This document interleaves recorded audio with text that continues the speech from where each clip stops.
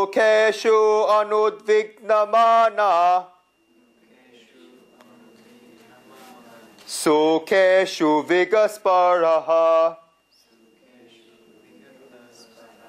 Sukeshu vigasparaha.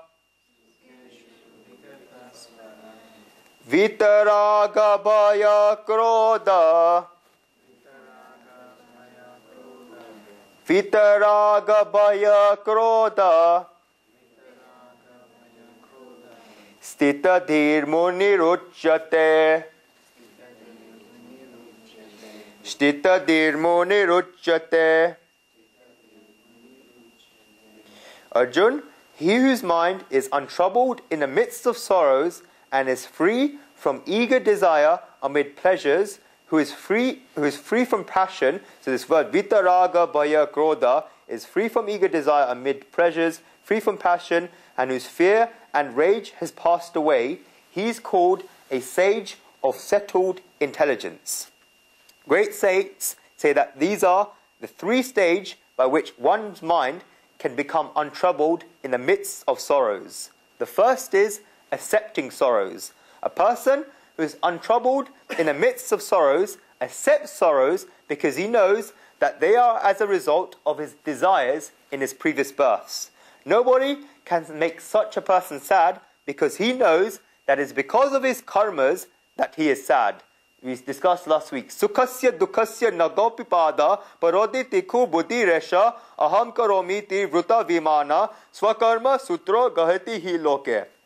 Attitude should be, nobody can make me happy or sad. My pains are as a result of the desires I had in my previous births. If there's a person living in a city, then he'll be happy in many ways. Living, for example, in a multi-story building in a flat. He may go on vacation for 12 days to the countryside. His car may break down and he may be looking to get his tyre replaced. He'll go to look around. He'll see a big farm near him with nice hut and fences. He'll see a farmer. He'll see the farmer's wife and the farmer's son who have come out to play for lunch. Who'll come out for lunch at 12 p.m. Because they're walking bare feet on the grass, they automatically feel the coolness of that grass, that ground full of rocks. They feel this. The person from the city may be taking photographs of this wonderful scene, thinking that these people live such wonderful lives, they have so much peace. He thinks that he's always running around in life, and he may have a lot of possessions, but he does not have the peace that these people do. He thinks that this farmer is the king of his land. He thinks that he may be living in a wooden hut. Well, not so much wooden huts here, but he may be living in a smaller house. But at least the farmer, the farmer's wife, and the farmer's child can sit down every day for lunch. The person from the city thinks that his life should be like this. The thought in his mind is registered by God, and God gives him the situation in his next life, because all our desires are fulfilled. What we have in this life is because we have made such a wish, and all our pains have come because of our desires in our previous births. God likes to fulfill our wishes. If we have a child, and a child wishes for something, then we want to give that child what the child wants, so the child can be happy. In the same way, whether we think it or not, at least God considers us as his children. Whatever we wish for, God says, let it be, and gives us whatever that situation we want in the next birth. Then we get into the state that we're sad. The farmer, in the above example, may also feel pain, because the person from the city has such a nice car, such a nice suit, nicer clothes, he has a nice camera, but the farmer has none of these things. The farmer is sitting there making his own food, while this person in the city always gets it prepared for him.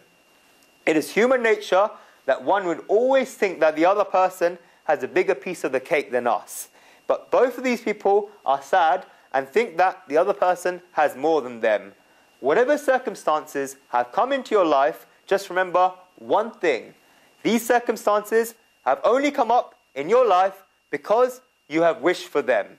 You may not have wished for it in this birth, you may have wished for it in this birth or a previous birth. Without these wishes, such circumstances would not have arisen, and therefore the way the situation around you looks is your responsibility and nobody else's. And this is the right way of looking at sadness that comes into your life. There are also cases where people look at the sorrows helplessly. They are offered a way out of their sorrows and they don't even want that. It's because of their wishes that these sorrows have come. That's number one. Secondly, once you have accepted your sorrows, once you have accepted the circumstances why the sorrows have come, you should accept those circumstances. Such an acceptance can also be passive. One should accept sorrows because they teach us something. If you have made a mistake in your life, or you made a mistake for wishing for something, then you will learn what type of wish not to make. Making wishes is a very big subject. When one person says that he's doing nothing and sitting on a chair, then such a person can still be sitting on a chair and creating many births for himself. Therefore, our scriptures say that one should not make any wishes. One should stop making wishes. When making wishes, one is letting loose the horses of the mind to create new births for himself. Accepting sorrows as things that teach you what to do in life is a second way of accepting it. Third, in both pleasures and sorrows, one should see God's love and blessings. When God gives us pleasures, then God is showing his love for us. And if God is giving us sorrows, then God is also showing his love for us there. That is why we get pleasures and sorrows. Guruji always gives a simple example for this. When the mother gives a child a chocolate, then the child loves the mother for it. The child thinks that his mother is really nice because she's giving him chocolates. However, if the child makes a big mistake and the mother slaps him, then she doesn't seem dear to the child anymore. A mother that slaps a child for making a mistake should also appear as dear to the child. Until the mother does not give the child chocolate, then she doesn't seem dear to the child. But when the mother slaps the child, then she doesn't seem dear to the child. This is not right. Whatever the mother is doing, she's doing for the love of the child. And this is the right attitude. In both pleasures and sorrows, there is God's love. When a person gets to this stage, then no person can make him sad. What kind of attitude should we have to sorrows?